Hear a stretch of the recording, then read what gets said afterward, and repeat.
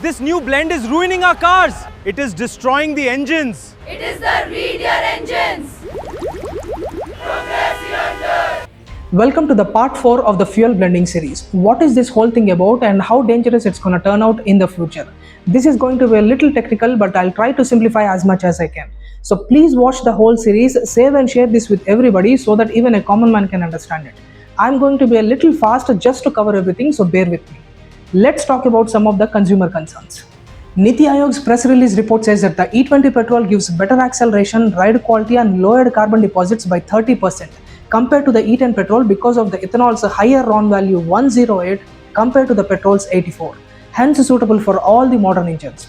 In simple terms, what they are saying is ethanol is far better, superior and boosts your vehicle performance compared to petrol. Just a higher octane number alone can't be taken into consideration without examining the other aspects. What about the ethanol's molecular structure, its density, and most importantly, its water absorbing properties, which results in the accumulation of water, rust with metal, and deteriorating of rubber components, not just when you use your vehicle daily, but even when you keep it aside in your garage, simply because of how ethanol blended petrol reacts with iron, steel, aluminum, brass, engine oil, etc. You can't deny these facts. So your engine, fuel tank, carburetor, throttle body, injectors, rubber components, all will be needing servicing, repairing or replacement more frequently than ever before. Before we introduce anything in the auto industry, we tested very rigorously for lakhs of kilometers under very harsh conditions. So my dear government, what testing have been done on what amount of vehicles and for how many lakhs of kilometers, especially when this is being implemented in such a large country with so many vehicles?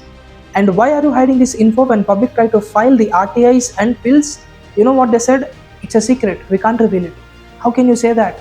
You are saying that this is good for our vehicles, right? So give us the research and let the technical people like us and the normal public decide it based on the facts.